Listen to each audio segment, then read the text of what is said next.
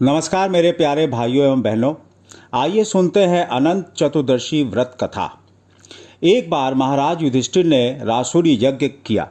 उस समय यज्ञ मंडप का निर्माण सुंदर तो था ही, अद्भुत भी था। वह यज्ञ मंडप इतना मनोरम था कि जल व थल की भिन्नता प्रतीत ही नहीं होती थी।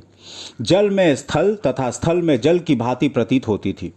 बहुत सावधानी करने पर भी बहुत से व्यक्ति उस अद्भुत मंडप में धोखा खा चुके थे। एक बार कहीं से टहलते टहलते दुर्योधन भी उस यज्ञ मंडप में आ गया और एक तालाब को स्थल समझ उसमें गिर गया। द्रौपदी ने यह देखकर अंधों की संतान अंधी कहकर उनका उपहास किया। इससे दुर्योधन चिढ़ गया। यह बात उसके हृदय में बाण समान लगी। उसके मन में द्वेष उत्पन्न हो गया और उसने पांडवों से बदला लेने की ठान ली। उसके मस्तिष्क में उस अपमान का बदला लेने के लिए विचार उपजने लगे। उसने बदला लेने के लिए पांडवों को धृतकीड़ा में हराकर उस अपमान का बदला लेने की सोची। उसने पांडवों को जुए में पराजित कर दिया। पराजित होने पर प्रतिज्ञा अनुसार पांडवों को 12 वर्ष के लिए वनवास भोगना पड़ा। वन में रहते हुए पांडव अनेक कष्ट सहते रहे। एक दिन भगवान श्री कृष्ण जब मिलने आए तब युधिष्ठिर ने उनसे अपना दुख कहा और दुख दूर करने का उपाय पूछा। तब श्री कृष्ण ने कहा, हे युधिष्ठिर, तुम विधि पूर्वक अनंत भगवान का व्रत करो। इससे तुम्हारा सारा संकट दूर हो जाएगा और तुम्हारा खोया राज्य पुनः प्राप्त हो जाएगा। इस संदर्भ में श्री कृष्ण ने उन्हें एक कथा सुनाई। प्राचीन काल में सुमंत नाम का एक नेक तपस्वी ब्राह्मण था। उसकी पत्नी का नाम दीक्षा था।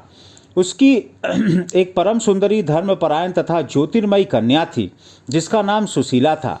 सुशीला जब बड़ी हुई तो उसकी माता दीक्षा की मृत्यु हो गई।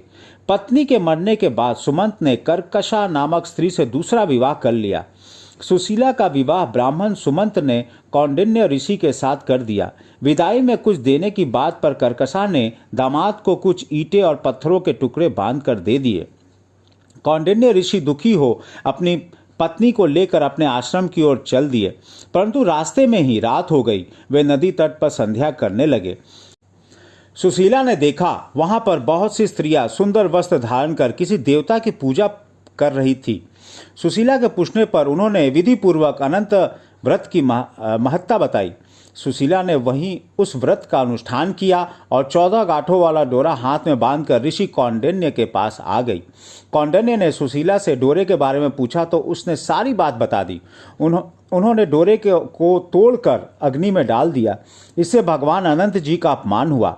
परिणाम मत ऋषि कौंडिन्य दुखी रहने लगे। उनकी सारी संपत्ति नष्ट हो गई। इस दरिद्रता का उन्होंने अपनी पत्नी से कारण पूछा तो सुशीला ने अनंत भगवान का डोरा जलाने की बात कही।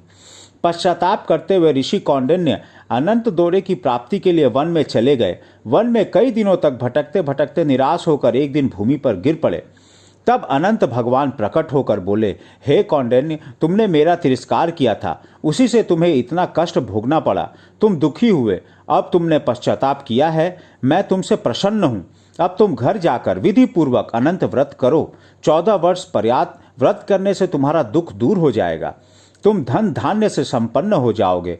कौंडिन्य ने वैसा ही किया और उन्हें सारे क्लेश से मुक्ति मिल गई। श्री कृष्ण की आज्ञा से युधिष्ठिर ने भी अनंत भगवान का व्रत किया, जिसके प्रभाव से पांडव महाभारत के युद्ध में विजयी हुए तथा चिरकाल तक राज्य करते रहे।